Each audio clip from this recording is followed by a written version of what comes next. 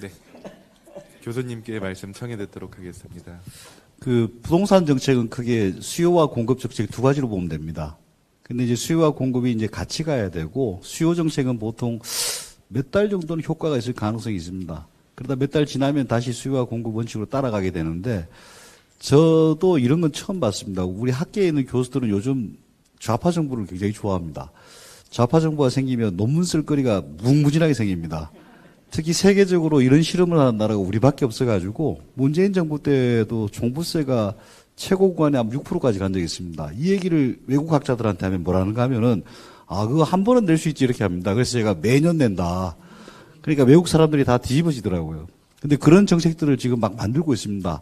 저는 정말 우려하는 건 단기적으로는 효과가 있을 겁니다. 적어도 선거 전까지는.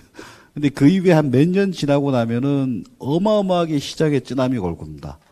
거의 우리가 상상도 못했을 정도의 어떤 충격이 올 거라고 보통 보고 있습니다.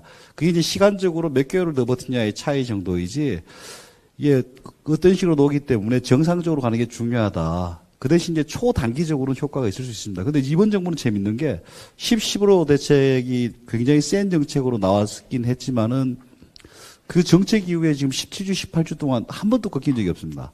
전세, 매매 둘 다 꺾인 적이 없습니다. 그리고 월세는 지금 뭐 사상 최고치를 기록하고 있고, 그래서 정부에서 지금 여러 가지 정책을 준비하고 있지만은 정부에서는 뭐 추가적인 정책을 준비하는 것 같고 피해에 대한 그런 대책은 준비하지 않는 것 같습니다. 그래서 저희들 같은 경우에는 기본적으로 가장 그 서민들이 내몰리는 시장이 월세 시장입니다. 월세에서 주거를 거주를 하시면은 자기 소득의 한 30% 정도를 내놔야 됩니다. 선진국은 이게 한 40%, 50%까지 가는 경우도 있고요. 그래서 월세 쪽으로도 우리가 어떤 월세 세입자로 급격하게 전환되고 있기 때문에 거기에 대한 지원 같은 것들도 좀 준비를 해야 되고, 그리고 전세 관련해서도 지금 여러 가지 의견들이 들어와 있습니다, 이미.